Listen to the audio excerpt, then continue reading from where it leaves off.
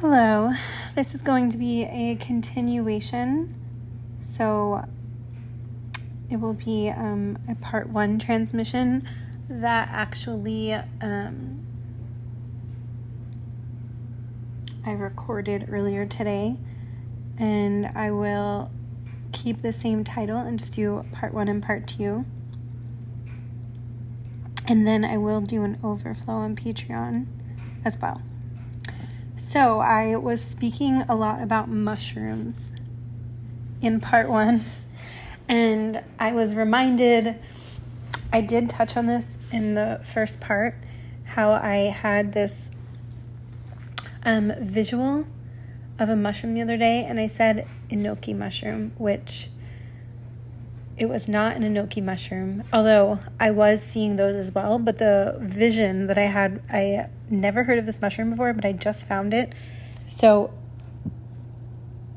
after a little bit of researching, interestingly, okay, before I even share the spiritual meaning and the type of mushroom that I had a vision of, I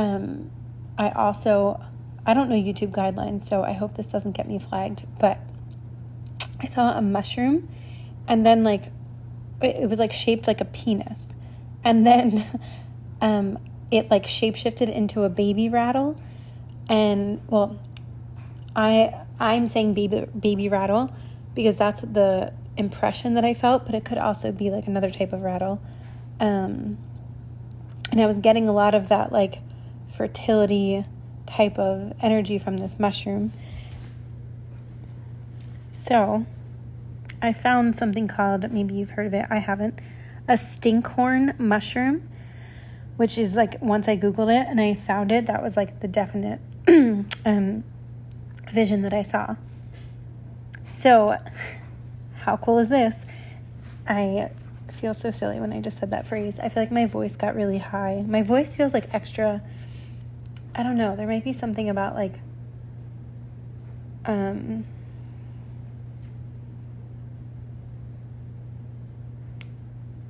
hypervigilance on something about yourself, maybe the way you speak, the way you eat, multiple things. I just heard the way you shop. I don't know. That's interesting. Yeah, okay.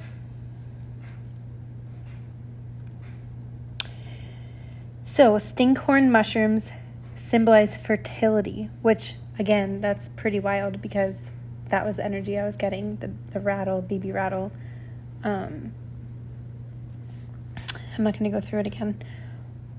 Okay, symbolize fertility and the erotic due to their phallic shape and are associated with magic, witchcraft, and the supernatural in some folklore due to their sudden appearance and foul smell. They were once viewed with suspicion, but also with medicinal curiosity, as some believe they had aphrodisiac qualities or could be used in love potions. There was a movie that I actually watched for the first time in the last few years, but I'm pretty sure it's from the 90s or the 80s. I think it's called Love Potion Number 9 or something. I'm not sure why I'm seeing that. Some of you may be feeling called to work with mushrooms medicinally, magic mushrooms, seeing also truffles.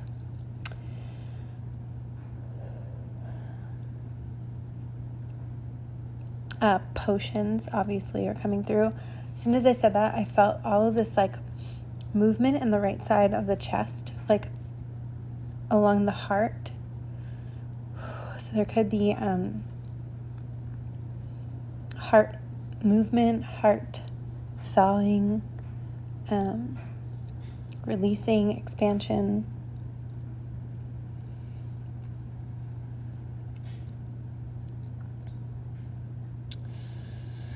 Also, the immature, quote, egg stage was also considered a source of superstition and was used in traditional medicine. Yeah, so some of the highlighted meanings, again, fertility and sexuality, magic and superstition, aphrodisiacs, witchcraft, and an omen. Under the omen, I'm guided to read that. Their sudden appearance and pungent color were sometimes seen as a supernatural or ominous marker in ritual myths.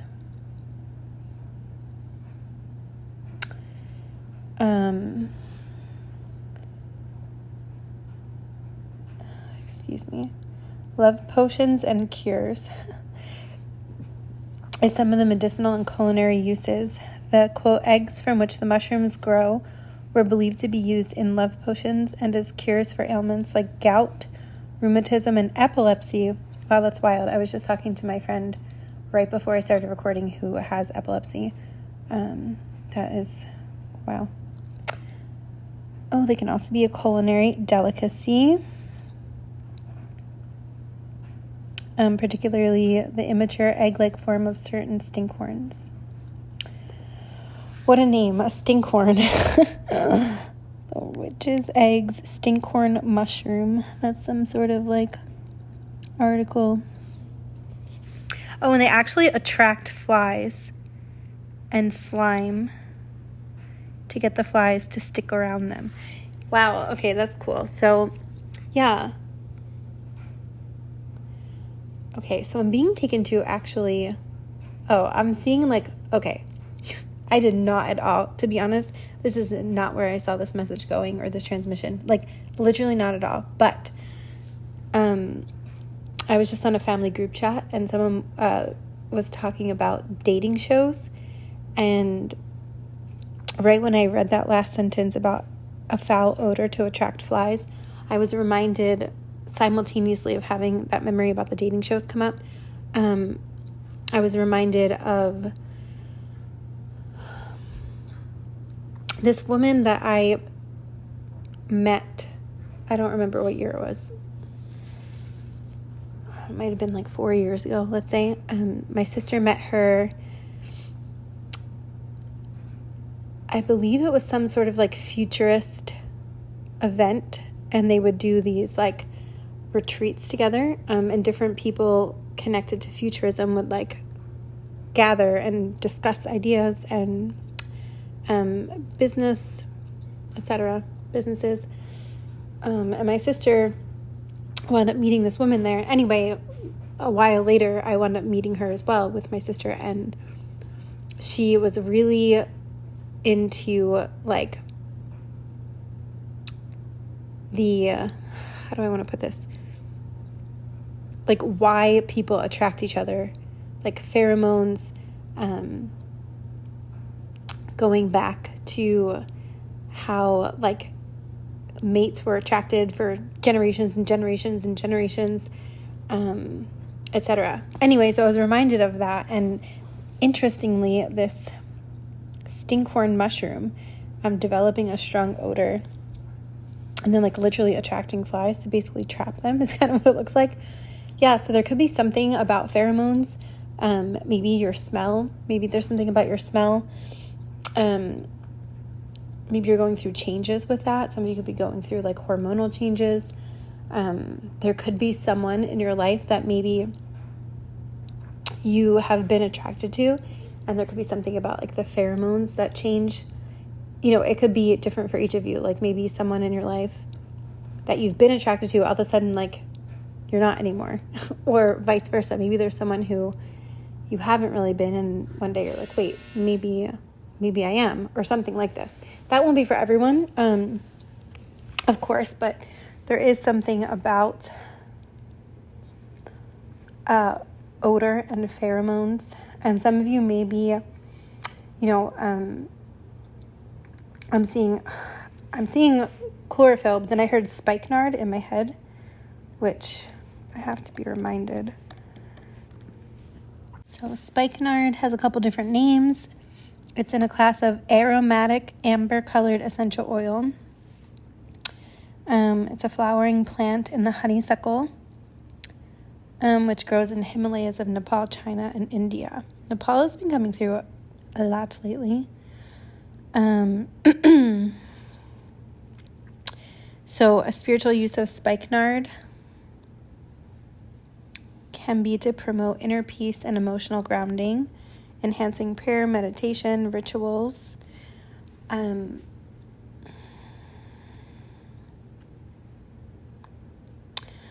So also spikenard is known to be what the word we use, expensive.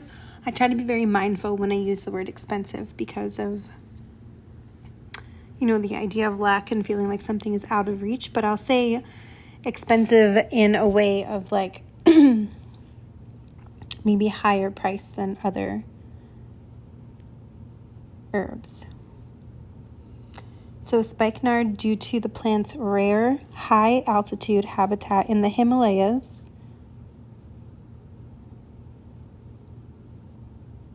making harvesting difficult and the plant itself scarce. Additionally, the labor-intensive distillation process to extract the intensely aromatic oil, there again with the smell, like strong, the Stinkhorn, did I say that right? Stinkhorn has this pungent odor, and this now the spikenard is coming through with the smell. So yeah, there's something about that. Aromatic oil from the roots and rhizomes yields a very small amount of essential oil.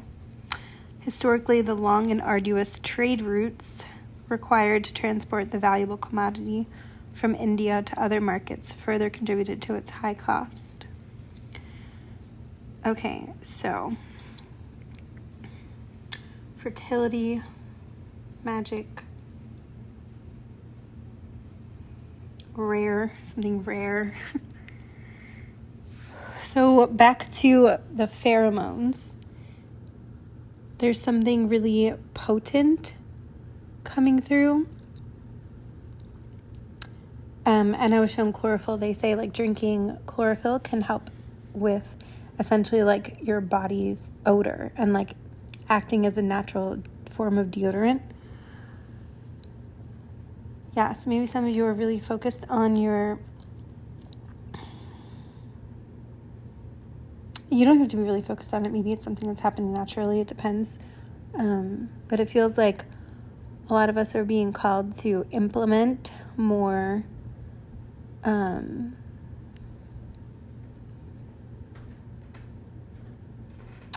maybe natural oils and herbs that are having this benefit of like, they're showing me like a collective of beings stepping forward who are sort of in this like cleansing process with our physical vessels, as well as like all the layers of our bodies, and how like the pheromones that are sort of like shifting through the genetics. Like I'm presenting a webinar on Portal to Ascension this weekend, so I was tuning in to just sort of get some insight as to how I'll be presenting, because this is technically like my first like webinar, and some of my nerves were getting the best of me and I was feeling unprepared, so I was really just tuning in, and I was being shown some of like the epigenetics of like the idea of turning off and on genes. They're showing me like genetic key codes, and essentially how what is coming through now through because the olfactory, the olfactory senses, and the I always forget the proper name for the psychic smelling. I always joke that one of my mentors, she would always say clairsmellians, and that like stuck so far in my brain that I like every time I try to learn the proper name, it just doesn't stick. So, but I actually just was releasing that proper name in one of my last YouTube transmissions in the description box, so I know it's there somewhere. Yeah, and so essentially what I'm being shown is like this cleansing and purification process, again, through the subtle bodies integrated into the physical body, is like bringing forth a more purified pheromone. Now, scientifically, obviously, I am not sure that I can like sit down and prove that, but that's just And as I'm talking, my throat is like, it feels like it's filling up with like phlegm, and it's getting, I don't know if you can hear it, it's getting like fuzzy. And now my right temple just started to really hurt when I tune into this. So yeah.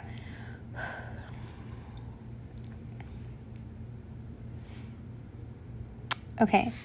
So now I'm being taken to, I forget the exact premise of Love Potion number 9, but I kind of feel like it was something about, you know, someone wanted this potion to make someone fall in love with them, but it was every time they would utilize this potion, it was like it would go terribly wrong, because like it was like out of the natural order of things. Like if someone is not, you know, that, let's say that pheromone based match, and it's out of force or control, you know, it's not like that pure innocence of love, essentially. Let me look this up before I just keep going, because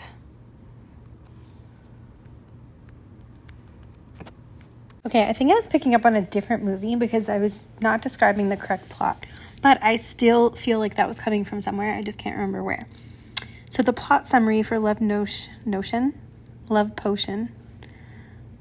Notion. I feel like there's a song with the word notion that is now coming through.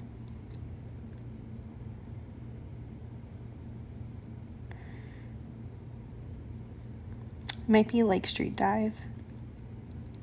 I wish I might when I was 17. Let me look that up now.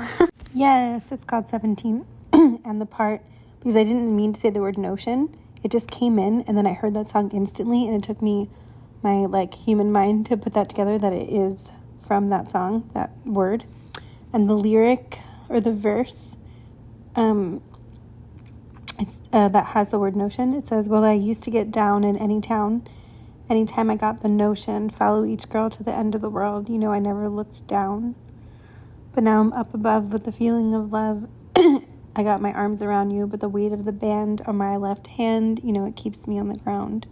Interesting. This song actually, I forgot, reminds me of someone that I have not seen or spoken to in a very, very long time. So yeah, there could be someone like coming up for you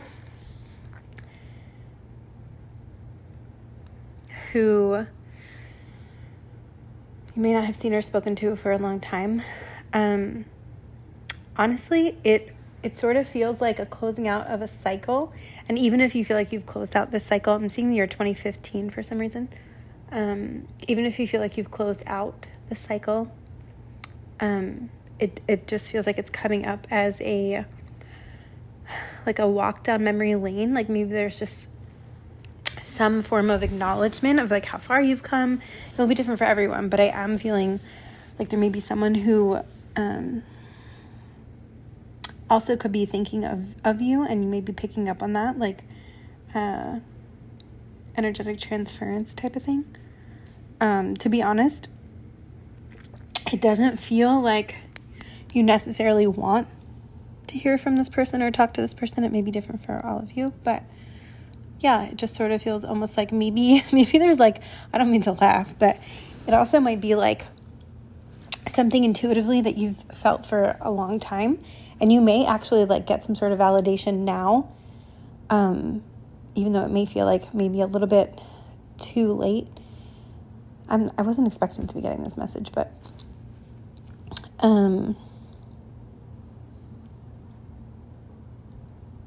it just may be more so like, yeah, as validation for you, which sounds a little bit insensitive as I say that, but that's just the message that's coming through. Okay, so we have that.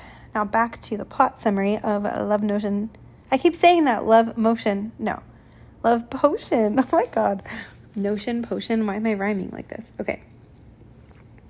So plot summary, the story follows Paul Matthews, Tate Donovan. Any of these names can be relevant, by the way. A brilliant but awkward biochemist who is unlucky in love and desperate for a change. He visits a gypsy, Madame Rosa, Anne Bancroft, who gives him a potion. The potion, called Love Potion number 8, is designed to make anyone of the opposite sex fall for the user's voice. Paul and his equally geeky co-worker, animal psychologist Diane Farrow, oh, it's played by Sandra Bullock, that's right, decide to test the potion on themselves and their research animals.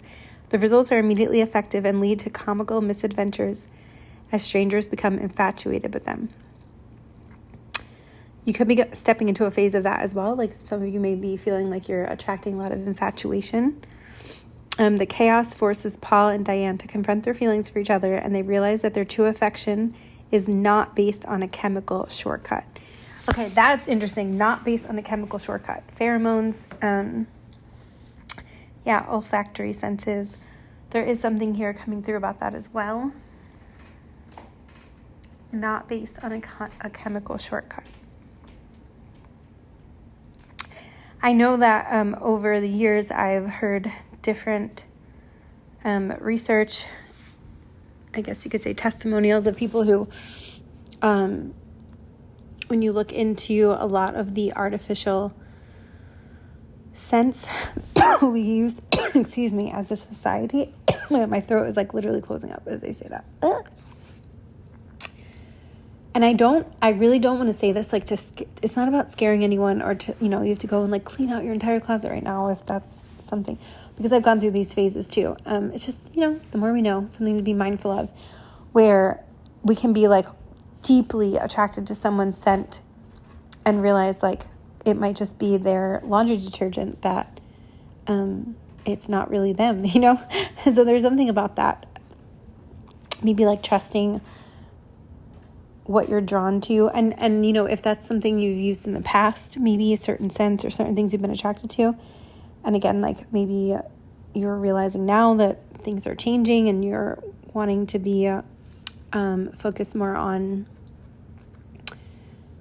less like harshly chemically based scents and or people. Yeah, that could be coming up for some of you.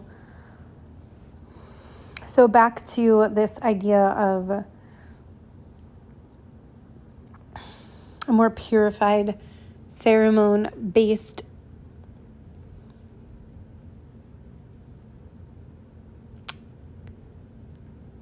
like it's being shown to me in waves. So like more people who connect. This is like not okay. Basically what I'm seeing is like more people who connect based on their like purest pheromones, those of us who are tuning into, if you want to say like ancestral karma clearing and purifying our own vessels and going through these alchemical processes are leading to, more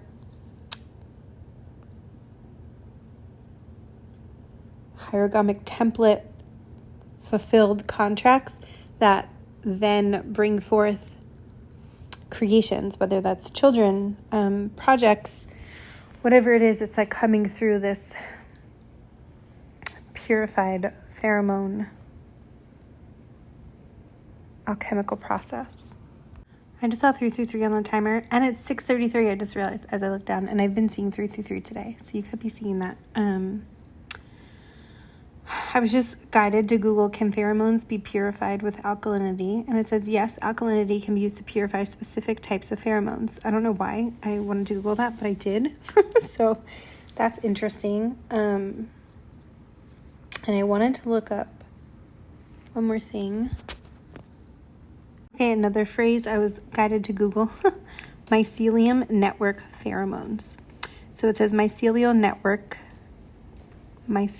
networks use pheromones along with other chemical and electric signals primarily to coordinate sexual reproduction and other vital life processes. These chemical signals enable communication both within a single fungal colony and between different fungi. A process sometimes called the, quote, oh my God, stop, I love this. The Wood Wide Web. Oh my God, I love it. I'm so sad I did not come up with that myself, but I did not. Okay, the Wood Wide Web. Especially because I often talk about webs, and I actually was just putting together a presentation about like a web of light that I have been seeing in visions for years and trying to like break that down further. So the wood wide web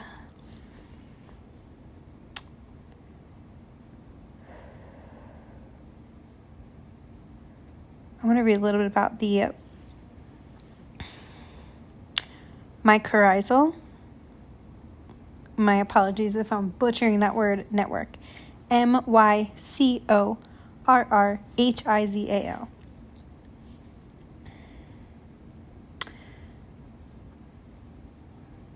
So this network, also known as a common mycorrhizal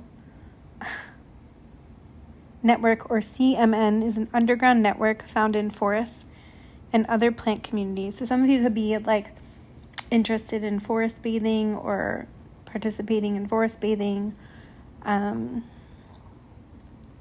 just spending time in a forest, working with plants, plant communities, etc. Okay, forests and other plant communities created by the hyphae, Hyphe, of the mycorrhizal fungi, joining with plant roots. Okay, so this network connects individual plants together. Yeah, and that's sort of like the visual that I was getting of like us individual beings who feel called to this, and then this network. It's like the purification of the pheromones are like bringing forth this like web network. Very interesting. So I want to go back to the mushroom because that is where this started. And I want to just go a little bit deeper into anything that wanted to come through. I'm actually being guided to check my notes.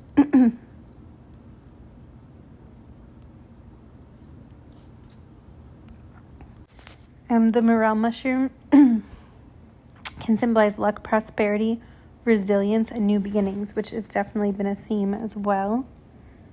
And the other one that came through, specifically, they say morel mushrooms are extremely difficult to grow, from what I remember researching.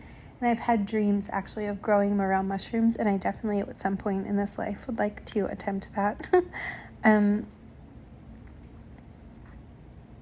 So again, there's something about like the rarity of the spikenard that's coming through, the difficult, it's like things that are harvested that are difficult to either have grow or thrive. So that seems to be like the theme that's coming through these different, and then how odor and pheromones are used, how alchemically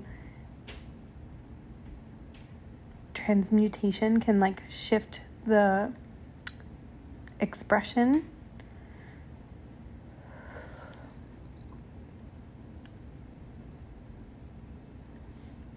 The last mushroom I believe that came through was Chanterelle.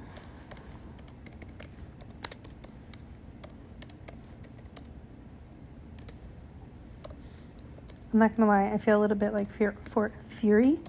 I meant to say Forrest Gump. Fury, that could be for someone. I'm not sure what that is. Chanterelle mushrooms are so beautiful. They're like golden. Some of you could be feeling like this Christos, like the golden, like you may be stepping into just feeling like more golden, like maybe you are drawn to more gold tones, gold jewelry, gold, or maybe you always have been, gold makeup. Maybe you just like feel like you're exuding a more golden light, or that could be coming in for you. You may be called to work with a white golden crystalline liquid light, or golden light, white light.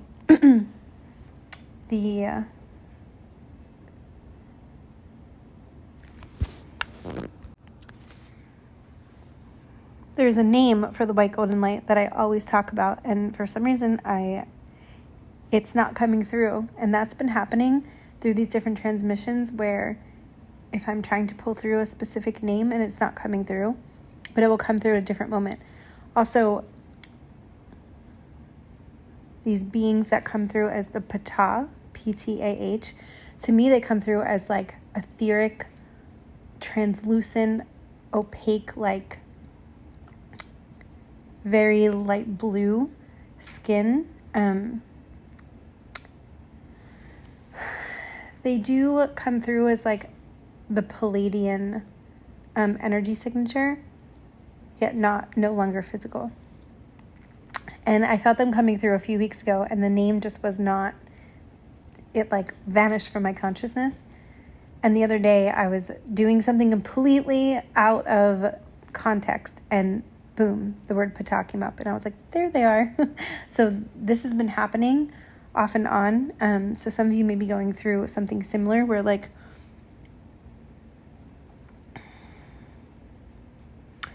I'm kind of being like where you're trying to think of something and it's not coming in that moment, and my computer screen just like went black as I said that.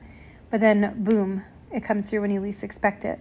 So that can be coming through in different ways as well. Like maybe there's certain intentions, rituals, experiences, wishes, if you will, that you've been sort of calling in. And it's like things are coming in very unexpectedly. Okay, so the chanterelle mushroom. Oh, they're considered a culinary, I'm like mixing together multiple words. Prized culinary delicacy and a symbol of wealth due to their rich flavor and what is happening? Inability to be farmed commercially. Foraging for chanterelles is a cherished tradition for many, linking them to the bounty of the forest and a connection to nature rather than spiritual communication. I love that because a lot of us who have been sort of in the higher realms, downloading like Piscean, Neptunian, daydreamy, etheric spaces are like coming into phases of integration or etherization of the blood, like really grounding this into our physical body. And it's, again, stepping forth this next phase of integrated consciousness. I feel like I have been speaking super slowly this entire transmission, but there is something about that energy of like, it just feels so like present. I don't feel rushed, and it just feels like it is organically unfolding. And if you are drawn to this message and you're still here, it really does feel like it sort of feels like maybe not a lot of people will be drawn to this, at least right now. There goes my throat again. So you could be having some like throat releases. I know I have been, for sure. I actually, I don't know, what do people say? TMI, or like if you're sensitive to bodily stuff, then maybe fast forward. But I threw up for the first time, like just naturally. Like I was just sitting. It's so, cycles and patterns have also been coming up. Like a few people in my life have like sent me patterns that they're recognizing. Like, oh my God, I ran into this exact person this same month last year, 2 years in a row. Or I noticed that I was at this place unplanned 2 years in a row and had this exact experience. Like, so you could be noticing things like this. And I actually don't know which month, but I was at the same place I am now. I'm cat sitting / house sitting for my friend and his girlfriend. Well, she's my friend too. And I realized that the last time I did that for them, I don't remember what month it was, but the same thing happened where I was having these like, I guess, ascension symptoms, and I was like purging, and I'm doing the same thing now. I want to say it was like about a year ago that I was here, but I have to check my calendar. If I even have it written down. Anyway, so yeah, I just like threw up. It was so crazy. I was like, because I don't do that very often. I was just like, whoa. And there's been a lot of movement in like my stomach area, just like a lot of purging that way. I'll say the other way too. So you could be having some of this come through yourself as well. When I'm recording this, we did just go through full moon eclipse. So I know that's shaking up a lot for those of us who feel connected and tapped into the cosmic influences or celestial influences. So yeah, it does feel like there's absolutely a ramping up of that purge release. As soon as I said that, my head just started to get heavy. You could be purging out like brain fog, as well as like any sort of like temple tightness, headaches. Some of you maybe migraines. I'm also seeing someone squinting, like maybe like some of you are getting headaches from squinting or not having the proper eye support, whatever that means for you.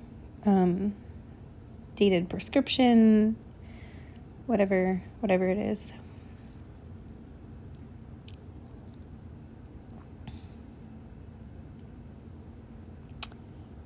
Okay, I think I'm actually going to end it here.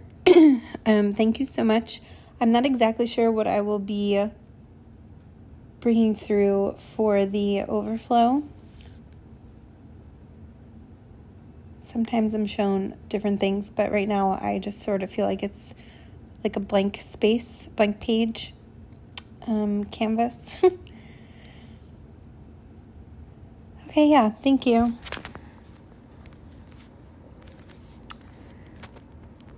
This is awkward. I keep trying to end the audio and it was just like lingering on. You know, like when someone says goodbye, like way too early and then you still have like a few steps to walk together and it's like, oh, we already said bye. I don't know why it felt like that. But right when I went to end the recording, the low power battery came on. So some of you may be already in progress of recharging your own batteries. Also electronics. I am going through this like weirdness with my electronics.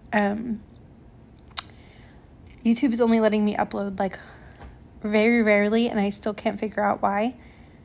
I was trying to use Gemini and apparently like, I don't know, it just stopped working. And I tried a few things and like all the last week or two, I just deleted like a bunch of my text messages and like, I don't know, I feel like I need to like purge out my electronics. So some of you may be feeling that as well. Yeah, okay, officially done now. Thanks.